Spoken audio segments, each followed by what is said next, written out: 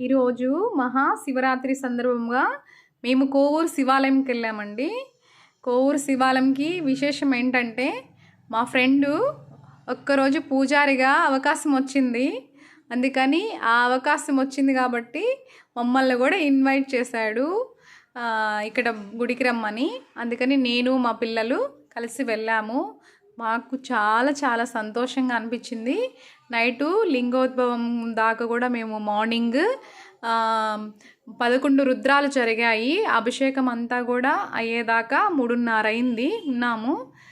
ఇదంతా కూడా స్వామివారిని చూస్తూ ఎంతో సంతోషం అనిపించింది. ఇంత మంచి అవకాశము ఆ స్వామివారు నాకు ఇచ్చినందుకు ఆయనకి శతకోటి వందనాలు. ఇంకో విషయం ఏంటంటే సంతోషకరమైన విషయము, ఇక్కడ నేను చిన్నగా ఉన్నప్పుడు చాలా బాగా భజనలు చేసేవాళ్ళు. మా ఊర్లో ఒక 10 మంది పిల్ల పెద్దలు అందరు కలిసి ఎంత బాగా పాటలు పాడుతూ ఉండేవాళ్ళు. కానీ ఇక్కడే ఫస్ట్ టైం చూసాను. ఎందుకంటే మన నెల్లూరులో ఎన్ని సంవత్సరాల నుంచి చూడలేదు ఇలా భజనలు జరగటము.